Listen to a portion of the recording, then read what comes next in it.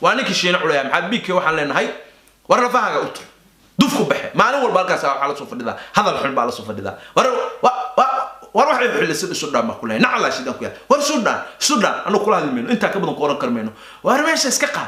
وجهك قويان كورن محيته حاس ما أنا أول وده تق هذا الباكاس والنعيم محيته سيد حاكي بهذا الكوق بنايا مركز هذا وحب حيرنين وهذا الكوارع كلهنا وحليل نروح نملو بكودع ورنا ملدر بكودع هذا الكي أتري ما توقف سوماليا ردقيه ساكود يومين كنحن مجرو ورا قلت نعلى شيء ده كيال محمد بيكي مركان إيجي أردنا عول بكردكتي وحنا اللي كانوا نندوهن ده ما اسمها iyadoo aan ognahay ninkaasi godobti uu ka galay ummadda Soomaaliyeed ee tirabeelka ahayd maanta ay u darnayd oo iyadoo qaraxi la ogaa oo ummadda Soomaaliyeed ku dhamaatay oo magaalada Muqdisho ka dhacay oo adduunyada oo dhan ay dhabanada la hayso oo inala murugaysan tahay buu magaalada London si jees wuxuu uga yiri hadal nuxurkiisu ahaa qaraxyada ka dhacay magaalada Muqdisho iyo Soomaaliya waxa ka mas'uul ah Somaliland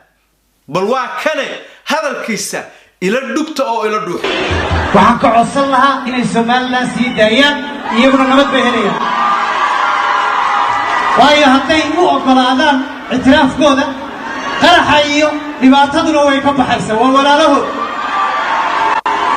Muqdisho haddii la iga maqlay waxaa loo lahaa Somaliland sii daayay tan waa dhafoor rahays weeye hadalkiisu laba mid buu noqonayaa inuu qarxiyay sirda soonayd oo Somaliland ay ku lug leedahay sidoo sheegayo qaraxyada ka dhacay magaalada Muqdisho iyo inuu dadka Soomaaliyeed ee Somaliland dambi aysan lahayn uu dhakada ka saaray waa musharaxii shil ku reebay shiina culay oo maanta doonaya BK waxa weeye oo nin waxa weeye aan waxba laga qorin waayay isugu dhuftay inuu gabigiisaba barida dhulka ugu dhufto waxa ka codsanaya video kan ina si share gareysaan qof walbo arkana uusan dhaafin si uu fariintaydaas isaga u gaarto nacala shida ku yaale janaalkay hadii hore subscribe u saarina hadda subscribe saarta si fiidiyoyada u rugumataan like iyo comment-gana soo badiya Maxamed Bike waxa weeye markii ugu horeysay ee ummadda Soomaaliyeed qadaf u geysto oo uu godob ka galo maaha doraad been ogeyn oo wuxuu yiri xamar tagideeda xabad baan ka xiga iyadoo tii la yaabay yahay oo meelu raali gelin kaga bixiyay aysan jirin buu shalay hadana wuxuu la soo istaagay ma Muqdisho mise inta kale Muqdisho iska maqnaato dhibaato magaalada Nairobi loogu geystay buu caradii wuxuu kula dhacay magaalada Muqdisho waa caasimadda waddanka Soomaaliya Nairobina waa caasimadda waddanka Kenya wixii Nairobi xumaana oo isaga ka gaarto waxay ahayd inuu Kenya u qaato wixii Muqdisho ka gaarana inuu Soomaaliya u qaato Muqdisho aanu tagin agteeda marin wajiyo wanaagu hayn buu godob magaalada Nairobi la yiraahdo lagaga soo galay buu caradaandaankii waxaan maqli jiray waxa weeye kan yar iga qabo oo kan weyn ugu sida buu Muqdisho kula dhacay iyadoo waxaas ay taagan tahay oo taana uu raali gelin ka bixin waddanka Ingiriiska la keenay Ingiriiska waxa lagu keenay oo lagu casumay barnaamij la yiraahdo Somali Week oo Soomaali loogu tala galay oo dawladda waddanka Ingiriisku ay maalgeliso سفارة Somaliland leedahay ma casumin halka safaarad kuma le jaaliyad reer Somaliland ma casumin Somali Week barnaamijka la yiraahdo oo dawladda Ingiriisku ay maalgeliso oo loogu tala galay sanad kasta in lagu keeno dadka Soomaalida xulka ah ee fanaaniinta iyo abwaanada ah si ay ummadii Soomaaliyeed oo Ingiriiska ugu noolayd ay inta ugu yimaadaan ugu madadaaliyaan oo dawladda Ingiriisku ay maalgeliso oo magaca wasaa ka arkaysan Somali Week la dhaho baa ninka lagu keenay fanaaniinta Soomaaliyeed oo meel walba taagan isaga iyo nin iskalaaji la yiraahdo oo fanaan oo Canada laga keenay baa laga soo xushay ummadda Soomaaliyeed waxa weeye wixii uu u geystay xalay dhaliba ka noqotay waxa la yiri waxa ayaan loo qaban halkeeno nin Soomaaliyeed weeye inuu ku bogsoodo oo markuu arko ummadda Soomaaliyeed inay soo dhaweysay oo ay wanaaga u gashay inuu wax iskaga bedelaan baa laga yaabaa Ingiriiska wuxuu ugu doolay baasaboor Soomaali leedahay waa ogtiino Somaliland baasaboor ma leh hadee leedahayna lama aqoonsana meel lagu ma tago Ethiopia ku dhagan lagu ma gali karo Ingiriiska wuxuu ku tagay oo fiisa lagu siiyay baasaboor ummadda Soomaaliyeed leedahay Ingiriiska markuu tagay halkii ahayd ummadda Soomaaliyeed inuu isu soo jiido oo uu isu keeno nuxurka hadalkiisa gadaal baan ka gali doona si xunna daqiiqada ugu dambeeyaan u garaaci doona yaan maxaa ku raadayay hadalkayga laga digdig marka halkii ay ka ahayd ummadda Soomaaliyeed inuu isu keeno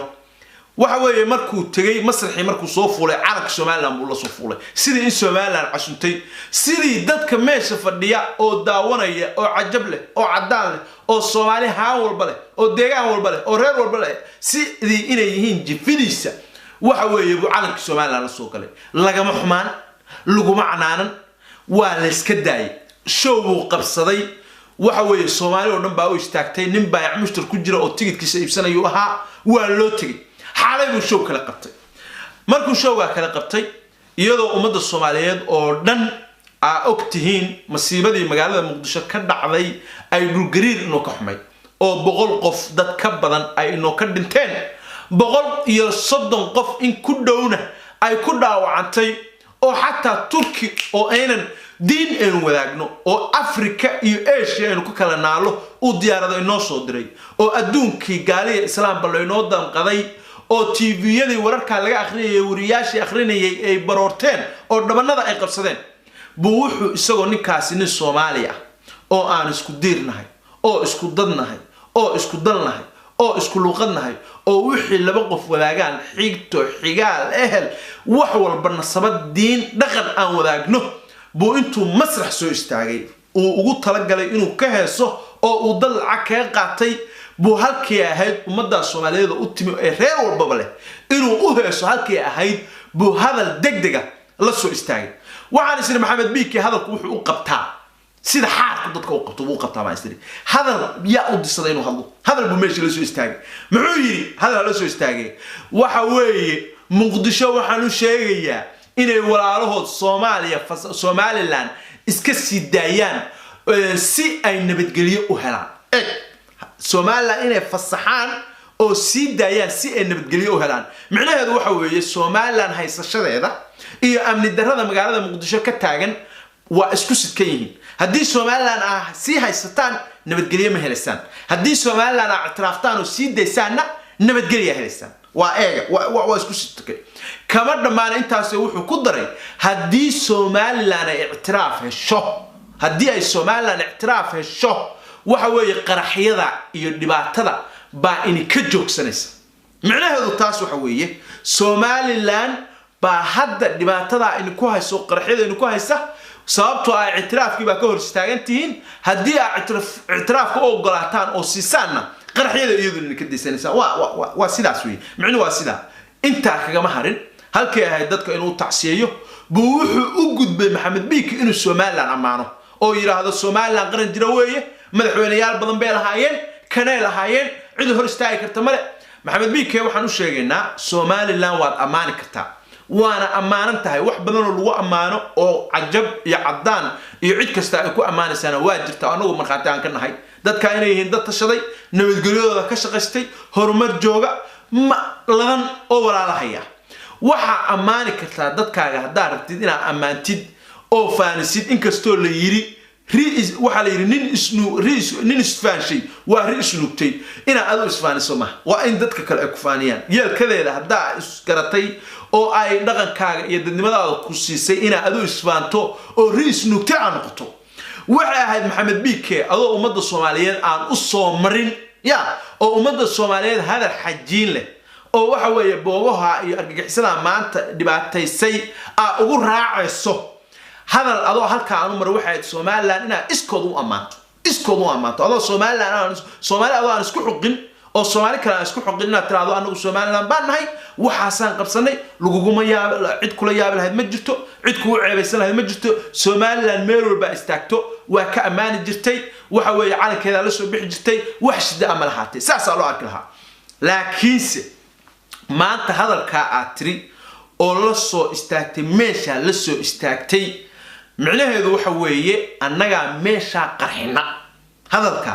laba marka mid weeye saan hore u soo sheegay laba mid weeye ina dadkii Somaliland oo Somaliland aad dhakada ka saartay dambi aysan gelin iyo sir aanan annaga ogeyn ina ogtahay oo qarxisay oo ay runta tahay ee qaraxyada sida u sheegayso ay Somaliland ka dambayso iyadoo uga gol leh Soomaaliba aniga ictiraafiga hortaagan iyadana nabadgelyo ka hor istaagay marka Maxamed Biiki waxa weeye hadalkiisaasi waa hadal shaki weyn abuuray waa hadal ummadda Soomaaliyeed kala deeway hadalka uu yiri ninkaas siduu rabo isagoo hawlo joogo waxaan idin sheegayaa ummadda Soomaaliyeed tuhunkani markii ugu horeysay oo uu yimaado ma aha waase markii ugu horeysay ee Soomaaliland qof maqaamka ka taagan uu hadalkaasi ka soo dhaco laakiin horey baa tuhumadaasi u jireen adduunka sirdoona caalamiga baa dhowr jeer hore u sheegay oo Soomaaliland iyo argagixisada al-shabaab la yiraahdo inay xiriir ka leedahay waxa weeye riboodiyo badan oo hore baa laga qoray waxa weeye ninkii al-shabaab asaasay oo muddada ugu dheer madaxda ka ahaa oo ururka xooggiisa waxa weeye isagu ka dameeyay in godan u ahaa nin reer Hargeysa ah oo walaalkii xataa tali ku xeenka ciidanka asluubta Soomaaliland yahay oo ahaa reer Hargeysa oo ahaa tuhunadu iska badnaayeen laakiinse waxa cusub oo ugubka ah u ciyaay qof maqaamka Soomaaliland kule oo heerka ka jooga inuu maanta si bareera meel u soo istaago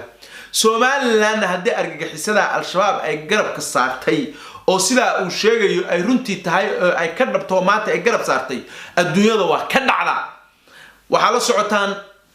argagixisada tan ka dagaalamaysa Suuriya in qaarkood lagu tuhunsan yahay inuu Mareykanku gacan siiyo oo asaaskeeda lahaa waxa la socotaan Mareykanka laftigiisu wadamada ay xulufada yihiin khaliijka ee qadar leh ee imaaraad ka saar ee qadar iyo sacuudiga iyo turkiga inuu qaarkood ku eedeeyo inay urgugixiso ururo argagixiso ah oo xaq jira oo Liibiya oo ka dagaalama Liibiya iyo Suuriya in maxaan ku raahdaa wadamadaas ay taageeraan waxa la socotaan Taalibaanka maanta Mareykanku u taaglayahay inuu isagu asaasay oo Afghanistan isagu u sameeyay si uu uga dagaalamo midoogii Sovieti oo Afghanistan ku soo duulay oo ay u jabiyaan oo midoogii Sovieti ay meesha uga saaraan markii ay midoogii Sovieti jabiyeen oo midoogii Sovieti uu meesha ka baxayna inuu isagii u soo jeesaday oo uu damcay inuu marka burburiyo oo hubka dib uga qaato tiina ilaa ay hadda waxa la yiri nin abeesa waxa weeye wadkeed korsatoy waqwaq ma ka yartay Mareykankii 15 sano miya mise 20 sano ku dhawaad uu iyagii la dagaalamayo oo u taaglayahay oo soo afjari kari laayo maalin walba markii ay baabiyeen oo nafti u keeneen uu hadda wada hadal kula jiro oo rabo inuu maxaan ku raahdaa heshiis nabadeed la galo dhow Afghanistan faraha idin ka qaadaya idinkuna danahayga iyo wadamada xulfada nahay iyo dalkayga iyo dadkayga faraha iga qaada marka adduunyada wadamadu way taageeraan iyo maamulada iyo shirkaduhu argagixiso iyagoo kale dana istiraatiiji ah oo ay fulinayaan Soomaaliland marka haddii warka Maxamed Biike uu sheegayo uu xaq noqdo uu sax noqdo oo war xaqiiqo u yahay macnaheedu waxa weeye Soomaaliland cid urur argagixiso taageerta oo dan istiraatiijiya ka mudata oo istiraadaha inay fuliso ugu horeyn adduunyada waa wax caadi ka ah siyaasaddu iyada noocyo badan weeye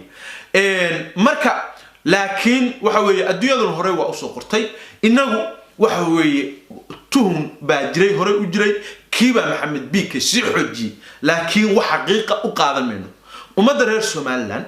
ee dawladda ee shacab leh ee sharfan waxa laga doonayaa hadalka Maxamed Biike inay dhahaan anagu beeri baan ka nahay lama qabno kulama socono kulama jirno walaalaha iyo wixii ku dhacay waa ka xunnahay ururka argagixiso maxaan ku raahdaayay ee dibta Soomaali ku ahayana waa urur argagixiso oo inagoo dhan dhibaatayna ku wada haya waxa la soconaa al-shabaab Soomaali kaliya inay khatar ku ahayn inay gobolka dhan khatar ku tahay inay adduunka dhan khatar ku tahay waa sababta midowga Yurub ay ciidamada AMISOM mushaharka u siiyaan oo ciidamada Soomaaliyeed u dhisayaan waa sababta Kenya iyo Ethiopia iyo Uganda ay ciidamada wadanka u soo galiyeen weeye al-shabaab waxay khatar ku tahay gobolka iyo dunida oo dhan bay khatar ku tahay Soomaaliland gobolka ku taala dunida ka mid tahay wixii Soomaali dib ku ah Soomaaliland waa ku dib waxa weeye dad isku mid ah isku dad ah isku deegaan ah wali adduunyadu hal dal u wada aragto inagu aan kala cararno ama aan isku orodno ama aan isnacno ama aan isjeclaanay adduunyadu waxay noo aragtaa Maxamed Biike dad isku mid ah baan u aragnaa waxa la socotaa waxyaabaha tuhunka keenaya waxa kamid ah Yurub baan joognaa Germany oo sirdoonka adduunyada ugu khatarsan leh farar argagixisa ka dhaca Faransiis farar argagixisa ka dhaca Ingiriis waa ka dhacaan Mareykan waa ka dhacaan Ruush waa ka dhacaan China waa ka dhacaan meel waa ka dhacaan Somaliland oo dawladda aan aqoonsiga haysan oo iska tabarta darana ah garanaysaan fal argagixisa kama dhaco waa ilaahay xamdigi weeye in ilaahay ka maxaa ku raahdaayay ka uu indhasaabay oo ilaahay maxaa ku raahdaayay isagu oo waxa weeye dibta ka badbaadiyay waa wax suurtagal ah weeye waana u badan tahay laakiin shaki waa keeni kartaa war argagixisada al-shabaab la leeyahay iyo argagixisada caalamiga oo adduunyadii faraha baan ku haysta oo maxaa ku rahay Soomaaliya meel walba kamida Puntland baa ugu soo durugsan oo xataa saldhigyada kule oo maalin walba dhibta ka geysanaysa oo Kenya ka geysanaysa oo Soomaaliya maalin walba qarax ka geysanaysa oo caasimadii inta ciidan la geeyay oo kuwa Soomaaliya loo dhisay oo AMISOM la keenay oo Turki joogo oo Belarus joogto waxa weeye laga badbaadin kari la yahay maxay Hargeysa uga dhiciyaan Hargeysa ma kaamirooyin aan Faransiis iyo Ingiriis haysan bay haystaan Masirdoon oo Mareykan waayay bay iyagu haystaan ma awood aysan Ethiopia iyo Kenya lahayn ba Soomaaliland leedahay waa waxyaabaha tuhunka keenaya laakiin waxa laga rabaa ummadda Soomaaliland waxa laga rabaa tuhunka anagu waxa Maxamed Biike yiri xaqiiqo u qaadan mayno hadal waxa weeye shaki la weeye oo tuhunkii jiray si xoojiyay idinka marka waxa la idin ka rabaa ummadda Soomaaliyeed inaad tuhun saartaan oo tiraadaan Maxamed Biike hadalka uu yiri anagu lama qabno waana idin tacsiyeynaa waana ka xunnahay gudoomiyaha xisbiga wadani Cabdiraxmaan Cifo arinta waa ka hadlay waa ka tacsiyay dadka halka ka dhacay maanta ka hadlay waa ka tacsiyeynaa wiil laakiin waxyaabaha nasiib darooyinka waxa kamid ah madaxweynaha Soomaaliland Muuse Biixi Cabdi ilaa iyo hadda inuusan ka soo tacsiyeyn marka isweydiiyo oo Muuse Biixi Cabdi ma hadalkii Maxamed Biike buu la qaba muxuu soo tacsiyeyn la ma Erdogan ba naga xiga anaga Muuse Biixi ma maxaa ku yiraahdaa ma Trump ba naga xiga ma Putin ba naga xiga Ruushka Mareykan iyo Ingiriis inta waa laga soo tacsiyay maxaa u diiday Muuse Biixi dadka walaalihiisa oo halka ku shuf iyo maxaa ku yiraahdaa beelay oo argixisadu laysay ya maxaa u diiday inuu ka tacsiyo shalay markii fatahaadu ay ku dhufteen beledweyne reer Soomaaliland soo ku gurmanayo lacagta ururinayay Soomaa masiibadii ka dhacday beledweyne iyo tan Muqdisho ka dhacday maxaa farqiga u dhaxeeya yahay tan Muqdisho xun iyada daran tii beledweyne waxay ahayd masiibad dabiici oo xaq rabbi inoo ka timibahay tii ka dhacday magaalada Muqdishona waxay ahayd wax bini aadan sameeyay oo masiibo ah oo argagixis ah oo laga wada naxay oo inta wadada oo waxa weey maatale oo nooc walba leh oo arday leh oo waalid leh oo cid walba oo ku basbeelan labada tanaasi daran marka Soomaaliland hadee beledweyne u danqatay hadii wabigii nagu soo fatahay u danqatay maxay ugu danqan weyday argagixisada oo ay uga dhiidii weyday argagixisada nalaysay oo Muqdisho dhibta inta la ka geysatay isweydiiya Muuse Biixi marka waxa laga rabaa xukuumadda Soomaaliland waxa laga rabaa reer Soomaaliland dadkooda wax garadka waxa laga rabaa inay Maxamed Biike hadalka uu yiri ee shakigi jiray waxa weeye baasiika ku sii qabtay inay yimaadaan oo yiraahdaan anagu Maxamed Biike waxa lama qabno kulama socono naguma metelo intaas baa laga doonayaa dadka hadda hadlay oo gudoomiyaha golaha wakiilada gudoomiyaha xisbiga wadani uu kamid yahay injineer Cirona dadkaasina iyagu waa ku mahadsan yihiin xukuumadda intaas laga rabaa dadka Soomaaliyeed dad walaala ah weey dagaal baa in kala gaaray burbur baan soo dhexmarnay dadku wax uu kala tabanaya in la sii kala fogeeyo oo hadalada delqaaf oo dadka aan kala qaban karin kala yiraahdo ma aha dadka Soomaaliyeed qof walba waxa ku waajiba inuu dadka isu soo jiido baa ku waajiba qofkii arka in wax la khaldayo ama group gaar ah ama koox gaar ah ama dawlad ama maamul ama qabiil waxa laga rabaa inuu dhaho war ka daaya sidaas ma aha ay ka daaya oo dadka walaalihiisa oo nastaxayo anigoo oday Soomaaliyeed waxaan ku dhawaaqayaa Maxamed Biike showga uu ku leeyahay Ingiriiska anoo ummadda Soomaaliyeed ciimamadooda sida oo ku hadlaya afkooda fariinteedana waxaan rajeynayaa qof walba Soomaaliyeed inay gaarto anoo ciimamadii Soomaaliyeed sida waxaan ku dhawaaqayaa Biike showga uu ciid maxaa ku sanadka cusub ciida gaalada uu rabo inuu ku qabto London haddaan Soomaalinahay waa qaadacnay qoftay karana male anoo oday Soomaaliyeed go'aan ka gaaray qof Soomaaliyeed oo dhig ku jiro ama Hargeysa ha u dhasho ama meel kale ha u dhasho ama Muqdisho ha u dhasho Soomaali ba haduu yahay ninka hadalkii uu yiri wuxuu ahaa hadal deeqaaf ah oo Soomaali oo dhan meel kasta joogo Soomaaliland ceeb ku ah oo ummadii kala cambaar ku ah oo cid walba dhibaato ku ah marka showga uu Ingiriis ku qabanayo waa qaadacnay business ka uu doonayo waa inuu arko xanuunka ee leedahay dhibaatada showga Biike waa qaadacnay oday Soomaaliyeed ba go'aan ka gaaray waa ku celinaya fariinteedana sheer gareeyo qof walba gaarsiiyo Soomaaliyeed anoo oday Soomaaliyeed oo koofiyada Soomaaliyeed sida oo ummadda Soomaaliyeed matali kala afkoodan ku hadli kara waxaan halkan kaga dhawaaqayaa showga Maxamed Biike uu doonayo inuu ku qabto Happy New Year-ka magaalada London inaan qaadacnay Soomaali qof tagi kara mid tigi goosan kara mid ag mari kara ma jiro oday Soomaaliyeed baa inta qaadacay Soomaali qofku cid uu rabaa ama Hargeysa ka yimaado ama Muqdisho ka yimaado ama Gaarisa ka yimaado ama Jigjiga ka yimaado ama Djibouti ka yimaado showga waa qaadacnay ninkaas hadalkii ka soo yeeray waa hadal Soomaaliland ceeb ku ah ummadda Soomaaliyeed oo dhan cambaar ku ah go'aan ka saan gaaray ana gaaray oday Soomaaliyeed gabadha waa karo waa ninkii sheena culaya maxaad biikay waxaan leenahay war rafaaga u tur dufku baxe maalin walba halkaas waxa la soo fadhidaa hadal xun baa la soo fadhidaa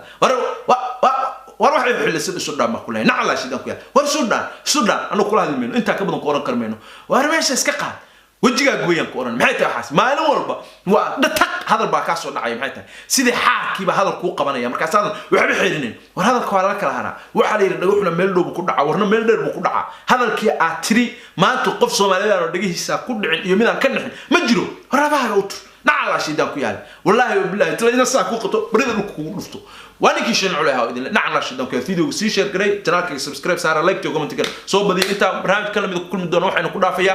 السلام عليكم ورحمة الله وبركاته